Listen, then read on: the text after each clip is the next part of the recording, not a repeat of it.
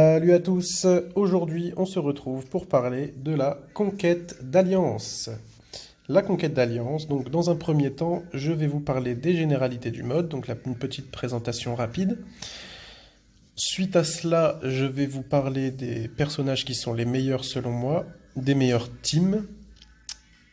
Ensuite, je vais vous parler de 2-3 petites teams personnelles. Bon, il n'y en aura pas beaucoup, ce sera très rapide. Et enfin, de quelques personnages secondaires, donc pas top tier, mais qui peuvent s'avérer toujours très utiles. C'est parti. Donc, la conquête d'alliance, qu'est-ce que c'est? C'est un mode player versus player, qui va se voir affronter 3 alliances. Donc la nôtre plus 2 adversaires. Comment ça se passe? Donc déjà, on arrive sur un territoire séparé en 10 zones. Chaque zone comprendra 10 petits territoires sur lesquels il va falloir placer 2 teams de 3 personnages. Donc déjà, pour conquérir une zone, il va falloir 60 personnages. Il y a 10 zones. Pour conquérir les 10 zones, il faut 600 personnages. Donc voilà. Lorsque l'on commence, on ne peut attaquer que les 2 zones adjacentes à notre QG. Donc les QG sont aux 3 extrémités de la zone. Ici, c'est le nôtre, on est toujours en vert. Ici, c'est une des alliances adverses. Et ici, l'autre alliance adverse. Donc lorsqu'on veut attaquer une zone, il faut forcément déjà posséder une zone adjacente à celle-ci. Exemple tout bête, si on veut attaquer la zone 1, il faut soit posséder la zone 3, soit posséder la zone 4. Donc ça, pour l'instant, c'est assez simple. Pour conquérir une zone, il faut tout simplement avoir les 10 petits territoires dessus, avec nos personnages dessus. Si on en a 9, mais qu'il en reste un à l'adversaire, ce sera toujours l'adversaire qui le possédera. Voilà. Donc, chaque zone, elle a une valeur différente. Donc, elles sont repérables grâce aux étoiles qu'il y a au-dessus des numéros de zone. La zone 1, 3, 7, 9, 11 et 12, elles valent 2 points. C'est normal, c'est les zones accessibles directement. C'est les plus faciles à avoir pour notre propre alliance, et celles qui touchent les alliances adverses, c'est les plus difficiles à avoir. Donc elles ne valent que 2 points, elles sont faciles à garder, c'est normal. Les zones 4, 6 et 8, elles, valent 3 points. Donc il faut forcément avoir déjà attaqué une zone. Donc par exemple, nous, si on va avoir attaqué la 4 en début de conquête, il faut que nous ayons eu la zone 7 pour pouvoir nous y prendre à la 4. Elles valent 3 points, et la zone 5, elle vaut 5 points. C'est la zone centrale, la plus disputée et la plus difficile à garder en général. Donc c'est celle qui vaut le plus de points. Ce nombre de points donnera un classement d'alliance, donc ici on peut le voir en haut à gauche. Et ce classement d'alliance offrira des récompenses différentes en fonction de si vous êtes premier, deuxième ou troisième. Ces récompenses varieront en fonction de votre classement général en conquête. Nous par exemple, on a plus de 2000 points, donc on gagnera 4 millions si on finit premier, 1 million si on finit deuxième et 500 000 si on finit troisième. Ainsi que de l'XP d'alliance. Les récompenses de contribution, c'est en fonction du nombre d'attaques réussies pendant la conquête en cours. Donc là, par exemple, je suis à 10 environ, donc je vais gagner que 10. J'ai pas beaucoup participé, je viens d'arriver. Et les récompenses de conquête, ça, c'est en fonction du nombre de territoires que vous possédez. Là, on est à 10, et donc ça va donner 175 souvenirs d'alliance qui permettront d'investir dans l'alliance. Voilà. Je pense que c'est bon. Ah oui, non, pour nous aider à cela, lors des phases d'attaque, donc j'essaierai de vous mettre un petit tableau, on aura l'aide de plusieurs bonus. Donc on aura un bonus qui augmentera nos attaques, un bonus qui va empêcher les adversaires d'attaquer une zone, en certaines conditions, c'est-à-dire qu'il faut déjà avoir possédé la zone depuis la phase d'attaque précédente, sinon on ne pourra pas la bloquer. Et voilà. Donc ensuite, je ne vous ai pas parlé des 2 phases différentes. Il y a la phase d'attaque et la phase de préparation. Par exemple, actuellement, on est en phase de préparation. On ne peut donc pas attaquer de zone. Les phases d'attaque, elles ont lieu 3 fois par jour, et elles durent 2 heures. On ne peut attaquer que pendant ces moments-là. C'est un petit peu contraignant. C'est le seul reproche que j'ai à faire à ce mode. C'est vraiment que c'est contraignant et qu'on ne peut pas réellement choisir nos moments d'attaque. On peut choisir maintenant, grâce à la dernière mise à jour, le premier moment où elle va être débloquée, mais bon, c'est comme ça. D'accord, donc maintenant je vais vous parler des teams qui selon moi sont les meilleurs.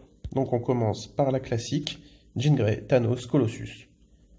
Du grand classique. Jean Grey, je vais rapidement vous expliquer pourquoi c'est la meilleure. Son commandement, elle supprime tous les affaiblissements. Donc elle ne peut pas se mettre en toile par Spider-Man, elle ne peut pas être étourdie, on ne peut rien lui faire. En plus de ça, elle a 2 vies. Lorsque elle meurt, elle est réanimée avec 100% de ses points de vie. Toutes ses attaques ont des effets incroyables. Elle fait beaucoup de dégâts, elle a beaucoup de défense, beaucoup de vie, et elle est juste trop forte. Avec son dernier uniforme en plus, elle est trop forte. Thanos, c'est globalement la même chose, il est plus solide qu'elle encore, et il a des compétences qui sont un petit peu différentes, mais il est vraiment très très difficile à tuer. Et Colossus, tout simplement parce que son passif réduit de 50% les dégâts subis, donc des super-héros et des super-vilains, donc de tout le monde, sauf de 1 ou 2 personnages dans le jeu. Donc cette team-là, ça fait de Jean Grey et de Thanos 2 bourrins absolus. Ensuite, en autre team sympathique, j'ai voulu mettre Strife, Deadpool et Wolverine. Donc ça permet d'avoir un type de chaque, donc un explosion, un vitesse et un combat, ce qui permet de ne se faire surpasser par personne en particulier. Donc c'est toujours très agréable d'être un petit peu polyvalent. Savoir que Strife, il a le même lead que Jean Grey. Donc supprime les affaiblissements. Deadpool et Wolverine sont 2 bons tanks qui battent différents personnages. Donc c'est une team que j'apprécie pas mal. Ensuite, en autre team que j'ai mis Silver Surfer qui a encore une fois le même lead. Avec Quicksilver et Apocalypse. Apocalypse, c'est un monstre, il est à peu près dans le même style que Thanos. Et Quicksilver, il est juste trop fort en conquête. Hein. Type speed, il a beaucoup d'iframe, il fait tout très très bien. Avec un petit peu de chance, il bat même certaines Jean Grey. Enfin voilà, il est très fort. En autre team, j'ai mis Docteur Doom, Corvus Glaive et Guignol. Alors à la place de Guignol, à la base, cette team, il faut mettre Adam Warlock. Le truc, c'est que déjà, Docteur Doom, il a le même lead, toujours la même chose, hein, quelque chose qui supprime les affaiblissements, mais surtout, c'est 3 personnages qui ont 2 vies. Donc, ils peuvent être très chiants, assez longs à tuer, et franchement, en plus de ça, c'est 3 bons personnages. Donc ils n'ont rien de vraiment particulier en soi, à part qu'ils aient 2 vies, mais franchement, ça reste des bons personnages solo, et ensemble, ils font chier pas mal de teams, hein. Mine de rien, j'ai déjà battu pas mal de trucs avec ça. En 5e team, c'est une team des Guerriers du Ciel. Alors cette team-là, c'est le combo parfait en fait. Lorsqu'on met ces 3 personnages-là, c'est incroyable tout ce qu'ils donnent.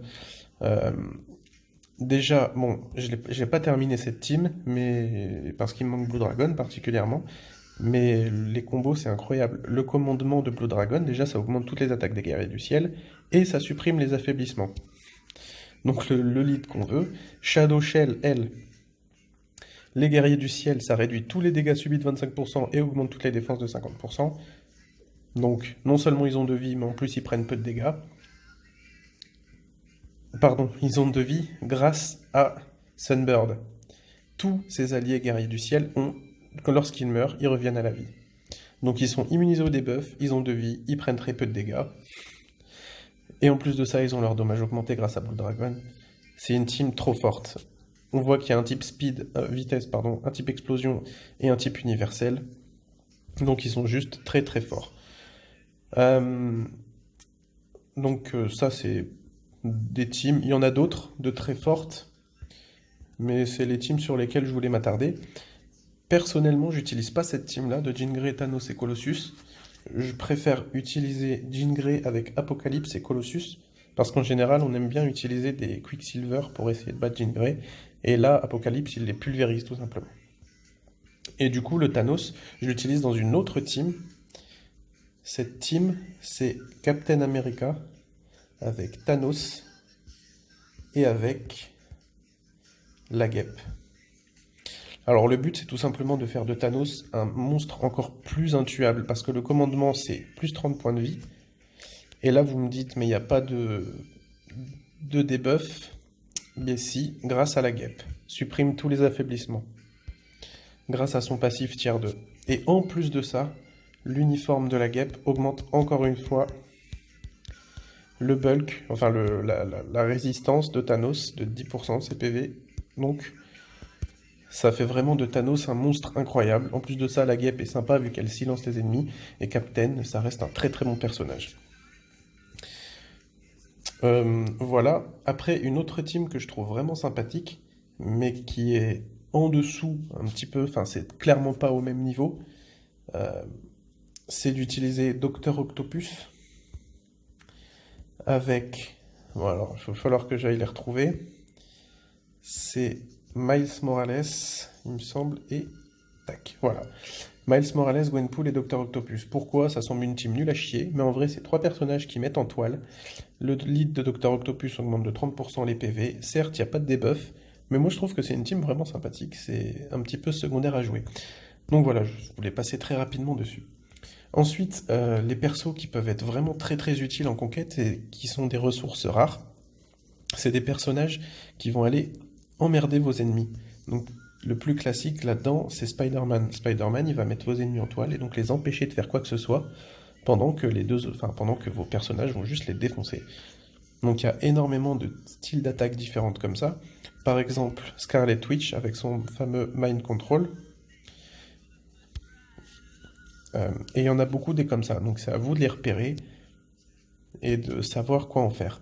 Après, vos meilleures ressources pour faire des bonnes teams, ce sera vos debuffs, donc tous vos personnages qui vont supprimer les affaiblissements de votre team.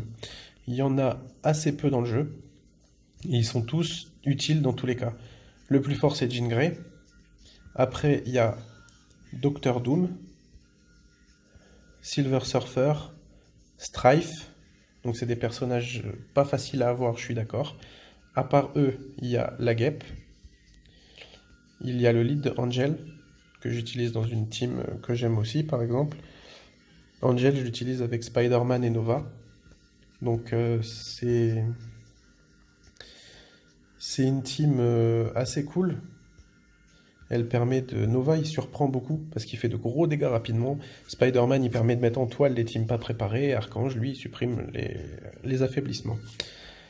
Ensuite, il y a Sentinelle, qui supprime les affaiblissements. Il y a également Odin et Super Géante, je crois.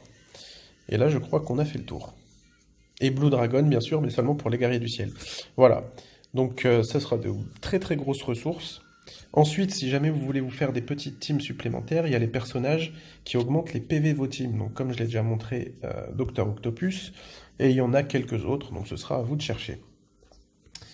Et enfin, il y a également des personnages utilitaires. Donc, eux, ils vont pas monter les PV, mais ils vont plutôt monter les défenses ou donner certaines immunités. L'exemple classique, c'est Colossus. Donc Colossus, si vous possédez son dernier uniforme, il va réduire les dégâts énormément. Mais même si vous ne le possédez pas, il peut trouver son utilité grâce à son commandement.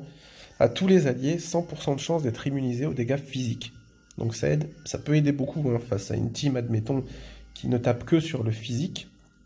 Vous mettez un Colossus avec 2 autres personnages qui tapent fort derrière, et puis vous pourrez la passer. Dans le même style, il y a Luke Cage. Luke Cage, lui... merde, j'ai fait... Mais c'est pas grave. Luke Cage, lui, son commandement, ça va être de renvoyer tous les dégâts physiques de 100%. Donc, ce sera tout aussi utile.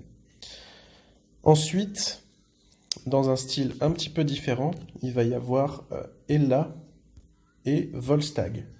Alors, bon... Ella, vous l'avez peut-être déjà croisée en lutte temporelle. Personnellement, je la trouve pas très rentable à utiliser, mais à tous les alliés, réduit de 15% les dégâts subis des personnages de type super-héros. Donc voilà, ça réduit les dégâts subis des super-héros, ça peut être utile. Et Volstagg, bon alors lui il est où hein Volstagg, il est là. Lui c'est un petit peu différent, c'est son passif tier 2, réduit les dégâts subis de 20%. Voilà. Ce sera à vous de chercher ce genre de petit effet pour rendre vos teams un petit peu plus plus compacts et plus difficiles à tuer. Après, il y a pas mal de personnages qui sont très difficiles à tuer lorsqu'ils sont bien build.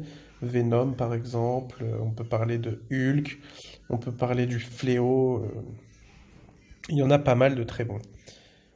Euh, donc voilà, je pense avoir tout dit. J'espère que ça vous aura un petit peu aidé. Donc maintenant, ça va être à vous de jouer.